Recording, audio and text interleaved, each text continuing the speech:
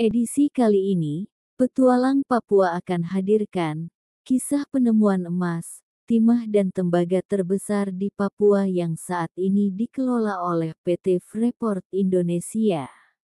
Selamat mengikuti. PT Freeport Indonesia memiliki sejarah yang panjang.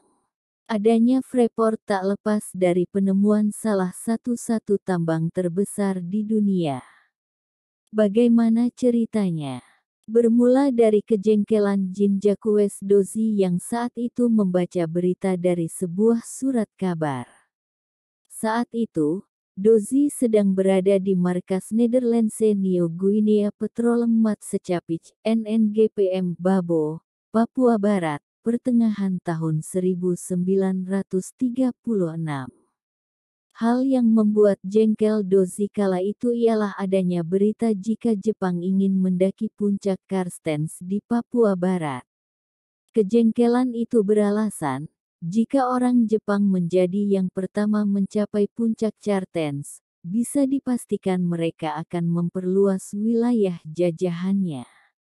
Dia bersama dua rekannya, Colin dan Frans Wissel tak ingin hal itu sampai terjadi.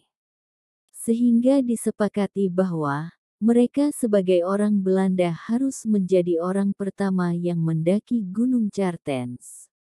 Dozy bekerja di NNGPM sebagai kepala ahli geologi minyak dan bumi. Sementara, Colin adalah manajer anak perusahaan Royal Dutch Shell yang dalam ekspedisi ke puncak Karstens ditetapkan sebagai pemimpin rombongan. Lalu, Wissel merupakan pilot Angkatan Laut Belanda yang kemudian bekerja di perusahaan minyak Batavia atau Bataafse Petroleum Maatschappij (BPM). Dia ditempatkan di Kalimantan untuk melakukan pemetaan udara.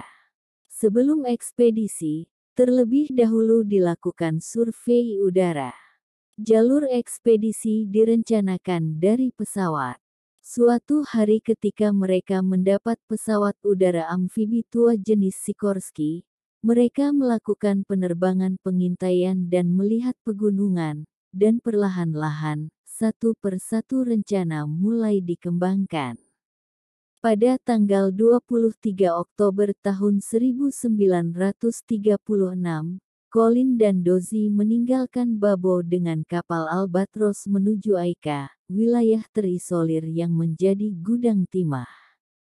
Sementara Wissel menerjunkan pasokan logistik di Aika dengan dibantu sejumlah kuli pengangkut barang. Mereka bertiga kemudian mendaki puncak Karstens. Ada 38 orang dari Kalimantan yang menemani ketiganya. Namun hanya beberapa yang kuat bertahan karena memang medan yang terjal. Di ketinggian 4.000 meter, ketiganya yakni Dozy, Colin dan Wissel mencapai padang rumput sesuai dengan yang mereka lihat saat survei melalui udara. Disitulah Dozy menemukan singkapan pegunungan yang dinamai Esbek. Tidak ada batu lain di Esbek kecuali biji.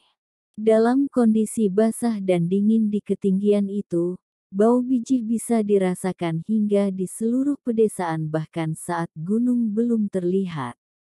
Sekitar 2 kilometer dari Esbek, Dozy dan kawan-kawan menemukan Gesbek yang kemudian digambarkan sebagai tempat penyimpanan emas terbesar di dunia.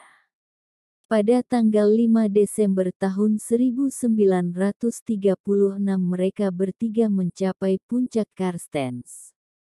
Selanjutnya, mereka kembali di Babo tepat pada tanggal 25 Desember tahun 1936.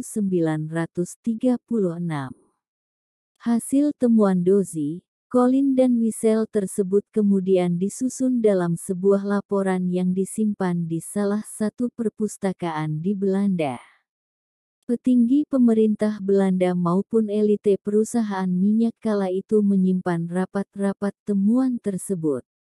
Hingga pada 1959 Direktur Eksplorasi Freeport Sulphur Company, Forbes Wilson bertemu dengan Jan van Gruisen, Managing Director Maatschappij, perusahaan Belanda yang mengeksploitasi batu bara di Kalimantan Timur dan Sulawesi Tenggara.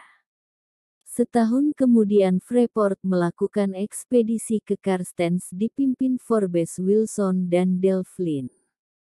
Mereka menjelajah Erzberg. Wilson menuangkan hasil survei tersebut dalam buku berjudul The Conquest of Copper Mountain.